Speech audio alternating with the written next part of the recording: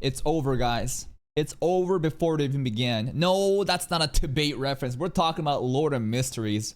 I've been notified that Chibi, the only person's opinion that matters in the anime community. Shout out to Chibi. I truly do love and respect his content, and for all the content that we've been able to farm from him. Has made an announcement about Lord of Mysteries. Update on Lord of the Mysteries. I really love what I've read so far. The series will definitely explode in popularity once the anime airs. I have some skepticism about this, and we've talked about this in the other videos about how I think locally in China, it will do well, right? Domestically in China, I think it will do fantastic. But there are issues, I think, that will hinder its success in the international audience. Not that it needs international recognition, but still, for us over here, it's nice if it can get international recognition. What are the hindrances? Well, first of all, the distribution of the anime. I don't care if you watch your anime on pirate sites that you're torrented. You are an insignificant population in this overall demographic of normies who watch anime. The fact that it is region locked by like Bilibili distribution, and it has, I forget exactly, not Bilibili, but basically it's not on Netflix or Crunchyroll, right? So the accessibility to the normies in their international audience already fucked.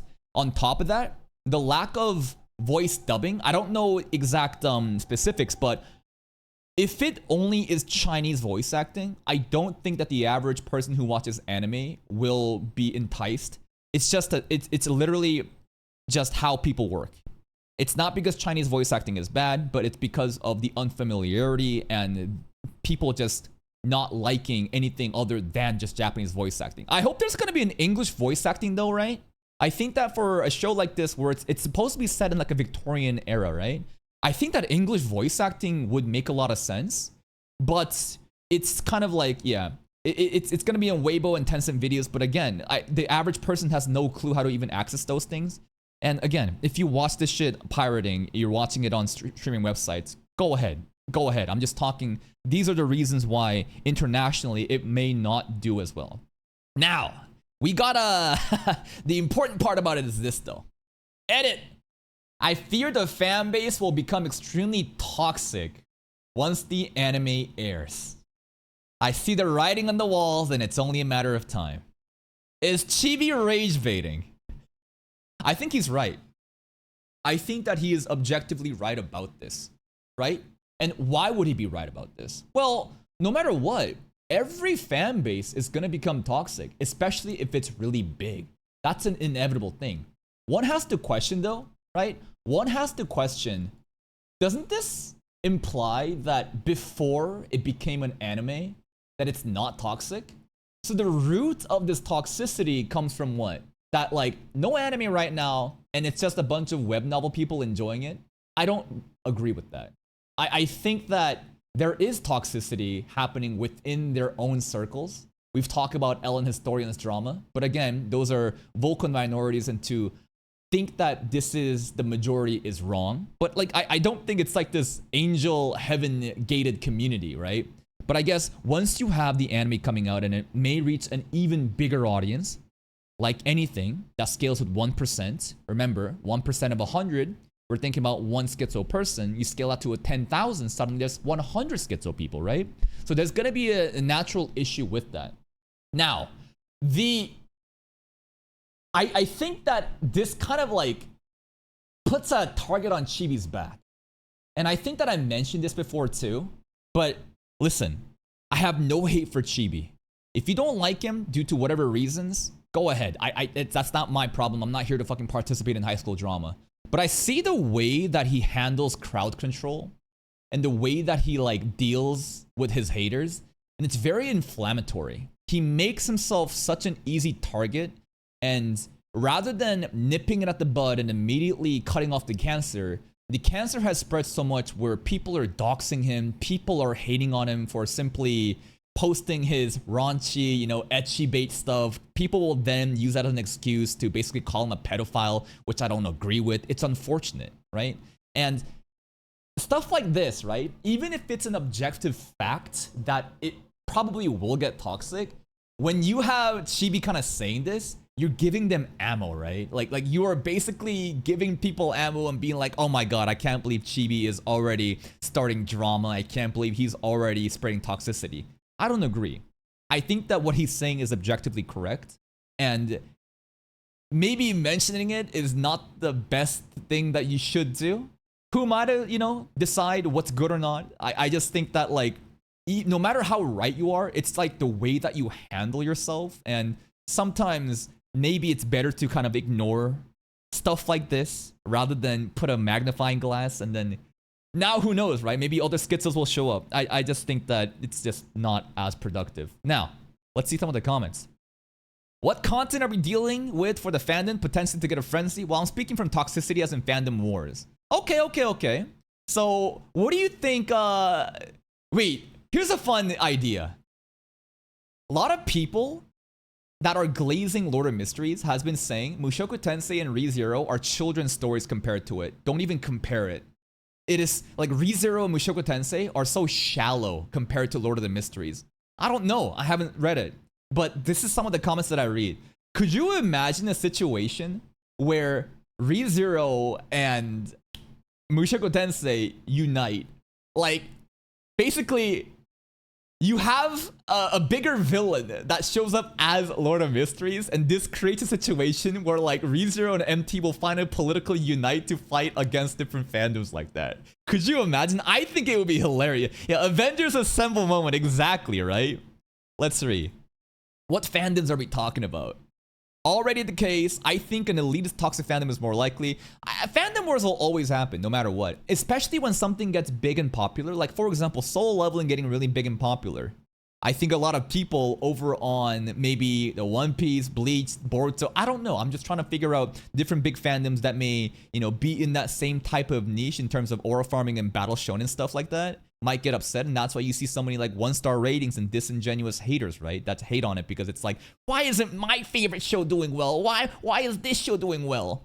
When I upload more chapters, do you think you could read my novel? I don't know what this is. Should I read or wait for the anime? Should read it, in my opinion. The anime will probably be good. Yeah, I feel like for me personally, obviously I'm gonna wait. I can't read because I need to go in with a blind reaction, and I think that me being shocked at the mysteries will definitely be like good content. Ellen Historian. Check out Shadow Slave. I constantly see Shadow Slave being mentioned as well in terms of like good web novels. They're already very toxic. What do you mean? Hold up. Talking about, I guess, like the community. Ain't you that dog who came up with baseless comment Lamau clown? I got no clue what's happening here. But okay, sure. Schizos are already posting, man. Lord of Mysteries, it's on Pocket FM. I hear the audiobook version is a very long one. Sure. Is it going to be female cast debate or power scaling debate or grievous antagonist debate or gender debate or shipping debate? All of the above. I think these are common topics that gets argued, right? I mean, she got all of them. Well, it does not have any lollies or comical comedy fan service though. I feel like some people will then use this and say like, oh, look how pedo-free this show is. No lollies, man, compared to your, ReZeros or Mushoku Tensei or blah, blah, blah. I hope that it's, ironically, it has everything maybe except gender. Also, power scaling. Already, we got some schizo power scaling happening here, bro. Well, web novel community is considered to be one of the most toxic communities, so it can't get more toxic than this. What do you mean, bro? What? Like, already web novel of Lord of Mysteries community is cooked? I don't agree with that. Again, I think that most fandoms, most communities are very reasonable. It's always these schizos that will try to put a magnifying glass and argue that this is the majority. I don't think that is the case at all. I think that the subreddit is perfectly fine. I mean, how would I really know? I haven't done my due diligence, but my brief interaction with them and, farming Ellen historian drama stuff, there is no drama. It's just a couple schizo people making hate, threads and stuff like that. But I think the grand majority of people are just chill people who are just enjoying the show for what it is, the series. Anything else? The fandom is very pretentious. Well, they were already toxic from the start. No need to be more toxic than they already are. Man, look at this shit. They already fucking... But again, these are the vocal minority. These are the crazies that will try to, like, make things more volatile. It's not good. It's inevitable, by the way. If you're struggling to finish Volume 1 due to heavy info dump, anime might be a great solution. Oh yeah, there was the other case that, like, maybe Lord of Mysteries in the beginning, due to the pacing issues of Volume 1, I heard that, like, it's a very slow burn, that it might, filter out the tourist. But if that happens, yeah, you can dunk on the tourist, but I think that you do definitely need the average tourist to, have that super mainstream appeal, if that's your goal. Not that you need mainstream appeal. Anything else? No, it sucks. Don't read any more of it. At this point, I've mostly given up on trying to interact with any fan base for the series I like. The constant stupidity you have to deal with gets so annoying. Low key, this is a very base take, right? To be able to kind of like remove yourself from situations and just enjoy the show by yourself is fine. But also having a community of people, talking to people about your favorite show, I think that's a very important part of community building. Duh, because you're interacting with the community, but also being able to enjoy the series for what it is. My final takeaway is there's nothing you can do about this. It's gonna get toxic no matter what. What you can do, and this is not a Lord of Mystery specific problem. The more popular something get, inevitably, again, more people are going to come up. And remember, apply the 1%, ratio, right, of schizos that can exist. So that's just how life works. I'm sure that we're going to have many fun, just farming this series. We've honestly farmed this topic so much without it even checking out the trailers just yet. I know that I still have to watch the Ellen Historian video about it. Regarding this statement, I'm not saying Chibi's committing a cardinal sin. I'm just kind of saying that I've seen the tweets that he makes and the way that he does crowd control, and maybe that's his intention, right? To make things volatile and to get the anger and to farm off the negative engagements. But I just feel like with all the doxing and all the negativity and stuff like that, maybe it's in his best interest to kind of like ignore those people and focus on the content rather than, rather than kind of dangle the fucking debate in front of them. Anyways, that's pretty much it for me. Please check out, I guess, Chibi's tweet. Here it is. I mean, this is the source, right? That's where we farmed this from. I'll see you guys next time. Bye-bye.